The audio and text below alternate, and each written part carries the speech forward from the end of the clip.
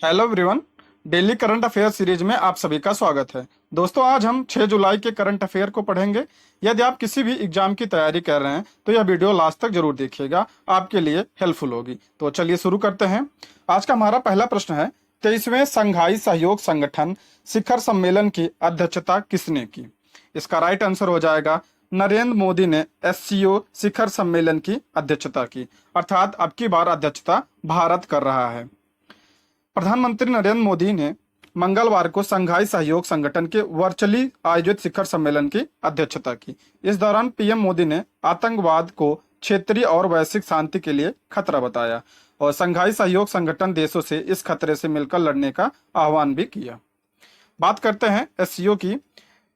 यह आर्थिक, राजनीतिक और सुरक्षा गठबंधन है। इसकी स्थापना 5 जून 2001 को चीन के शंघाई में हुई थी और 2017 में भारत और पाकिस्तान इसमें शामिल हुआ। भारत इसमें 2017 में शामिल हुआ। इसका मुख्यालय कहाँ है? बीजिंग में इसका मुख्यालय है। इसके नाम से आप मत कंफ्यूज होइए, शंघाई इसका मुख्यालय नहीं है, इसका मुख्यालय बीजिंग है। और इसके सदस्य कौन कौन से हैं? चीन, भारत, कजाकिस्तान, किर्गिस्तान, पाकिस्तान, रूस, उज्बेकिस्तान और तजाकिस्तान इसके अध्यक्ष हैं।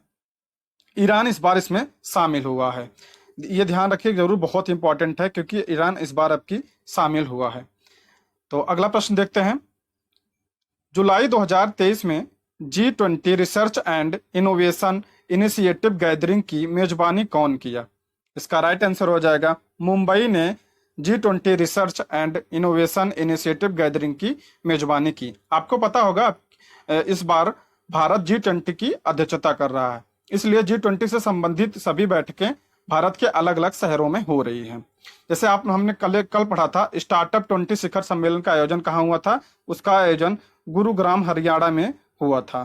ठीक है, अब इसके बारे में देख लेते हैं डिटेल से।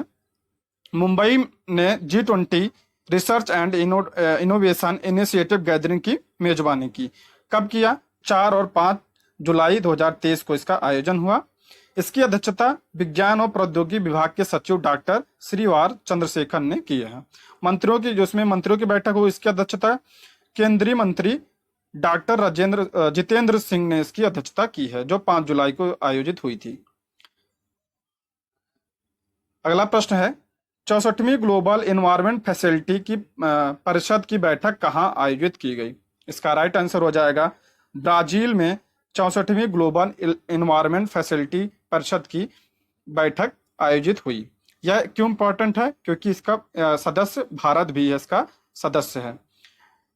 हाल ही में आयोजित 64वीं ग्लोबल एनवायरमेंट फैसिलिटी परिषद की बैठक में शासी निकाय ने जलवायु, जैव विविधता और प्रदूषण की समस्या से निपटने के लिए प्रयासों में तेजी लाने के लिए 1.4 बिलियन अमेरिकी डॉलर के संवितरण को मंजूरी दी है। बात करते हैं ग्लोबल एनवायरमेंट फैसिलिटी की, तो इसकी स्थापना 1992 के रियो अर्थ समिट, जो 1992 में पृथ्वी सम्मेलन हुआ था, उसके एक दिन पहले की गई थी।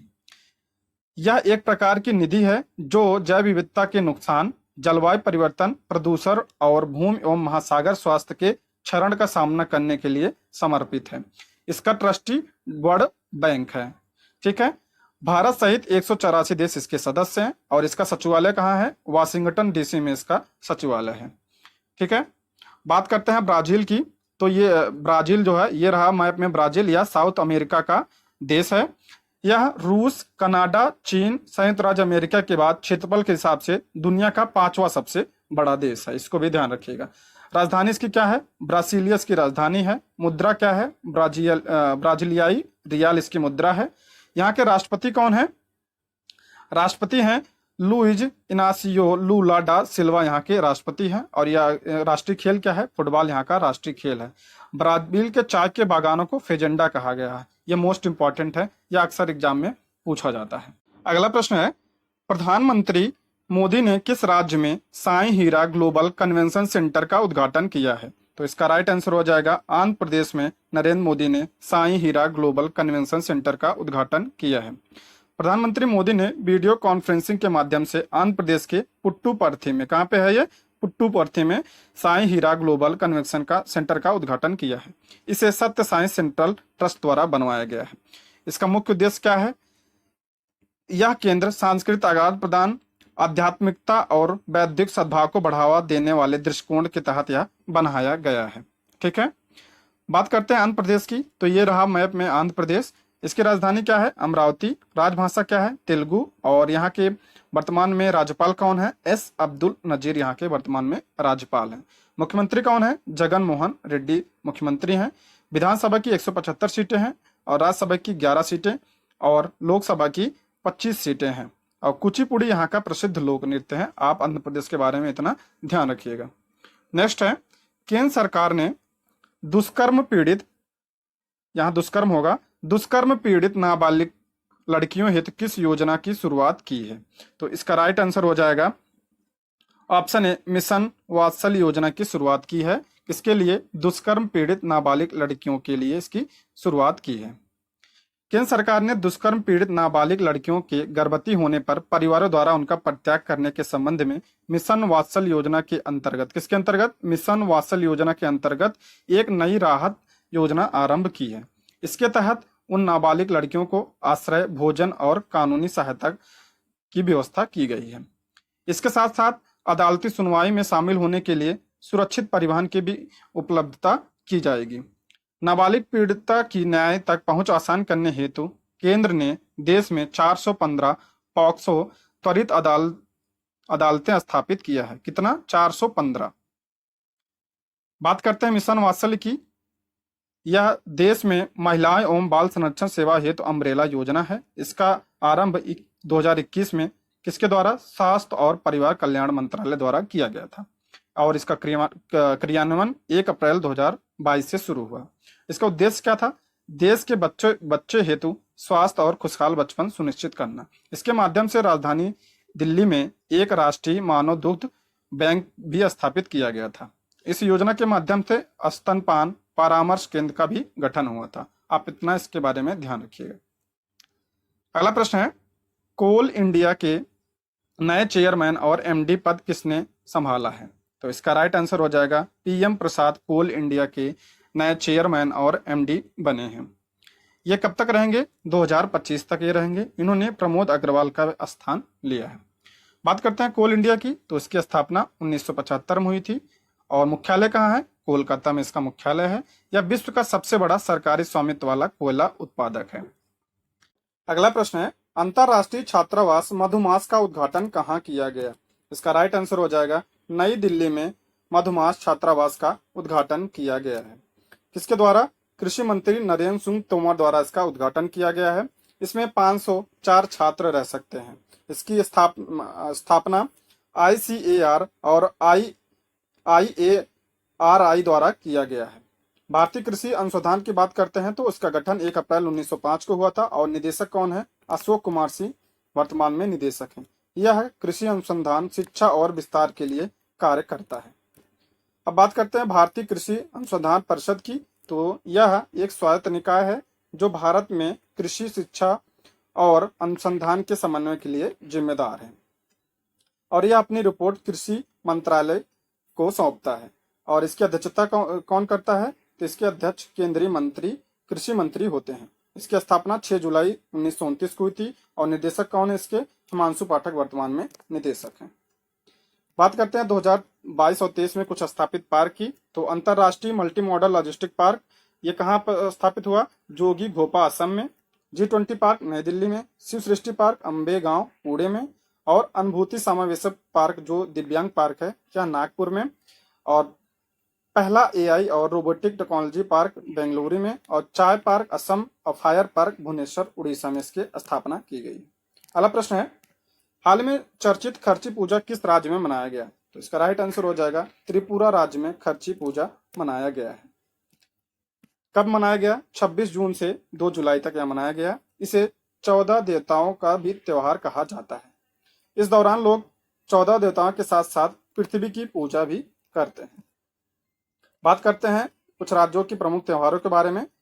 असम में बिहू। बिहार में कौन सा त्योहार मनाया जाता है? छठ पूजा। छत्तीसगढ़ में माघी पूर्णिमा, बस्तर दशहरा, गोवा सिग्मो महोत्सव। गुजरात में नवरात्र, उत्तरायण और अंतरराष्ट्रीय पतंग महोत्सव यहाँ मनाया जाता है। हरियाणा में बैसाखी, गुग्गा नवमी और हिमाचल प्रदेश में प्रदेश गोची, कुल्लू दशहरा। जम्मू कश्मीर में बहु मेला और झारखंड में सरहुल, करम और कर्मा फेमस है और कर्नाटक में करगा यहाँ का प्रमुख त्योहार फेमस है। अगला प्रश्न है, हाल ही में विश्व स्वास्थ्य संगठन ने किस कृत्रिम मधुरक को संभावित कैंसर कारक पदार्थ घोषित किया है? तो स्पार्टम को WHO ने संभावित कैंसर पदार्थ के रूप में घोषित किया है। हाल ही में विश्व का सर्वाधिक समान कृत्रिम मधुरक स्पार्टम जांच के दायरे में आ गया है, क्योंकि इसे विश्व स्वास्थ्य संगठन की कैंसर अनुसंधान शाखा international agency for research on cancer द्वारा संभावित कैंसर पदार्थ घोषित किया है। किसके द्वारा? International agency for research on cancer, जो WHO की कैंसर अनुसंधान संस्था है। इसकी स्थापना कब हुई थी? 1965 में इसकी स्थापना हुई थी। वर्तमान इसके 27 सदस्य देश हैं। स्पार्टम एक व्यापक रूप से प्रयोग होने वाला पदार्थ है, जो शीतल पेय, जिलेटिन, डेजर्ट और शर्करा मुक्त, खांसी मुक्त की दवाओं में इसका प्रयोग किया जाता है।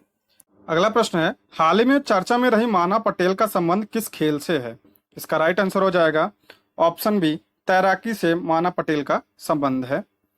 हैदराबाद में आयोजित राष्ट्रीय तैराकी चैंपियनशिप में ओलंपियन माना पटेल ने महिलाओं की 100 मीटर बैक स्ट्रोक स्पर्धा में रिकॉर्ड तोड़ा है। इन्होंने 100 मीटर बैक स्ट्रोक स्पर्धा में लगभग 1 मिनट 3 सेकंड का नया रिकॉर्ड बनाया है। बात करते हैं अब जीके के कुछ प्रश्नों को। अंतर्राष्ट्रीय महिला दिवस किस तिथि को मनाया जाता है? तो 8 मार्च को अंतर्राष्ट्रीय महिला दिवस मनाया जाता है। क्षेत्रफल की दृष्टि से भारत में सबसे छोटा राज्य कौन सा है? तो गोवा सबसे छोटा राज्य है। ओणम किस राज्य में का त्योहार है? तो केरल राज्य में ओणम मनाया जाता है। दिल्ली भारत की राजधानी कब बनी थी? 1911 में दिल्ली की भारत की राजधानी बनी थी। सबसे चमकीला ग्रह कौन सा है? शुक्र। और भारत का राष्ट्रगान किसने लिखा है? रविन्द्रनाथ टैगोर ने भारत का राष्ट्रगान लिखा है। भारत में रेल का प्रारंभ किस सन में हुआ था? तो 1853 में भारत में पहली बार ट्रेन चली थी। संयुक्त राष्ट्र संघ की स्थापना कब हुई थी? 24 अक्टूबर 1945 में संयुक्त राष्ट्र संघ की स्थापना हुई थी। और इसका मुख्यालय कहाँ है? न्यूयॉर्क में इसका मुख्यालय है। और हिंदी भाषा का पहला समाचार पत्र कौन है? उद्दंड मार्तंड हिंदी भाषा का पहला समाचार पत्र है। बात करते हैं अब अभ्यास प्रश्न की। हाल ही में जारी की गई ग्लोबल पीस इंडेक्स 2023 में भारत की कौन सी रैंक है? इसका उत्तर आप कमेंट बॉक्स में बताइए। ये रहे आज के प्रश्न। Thank you for watching.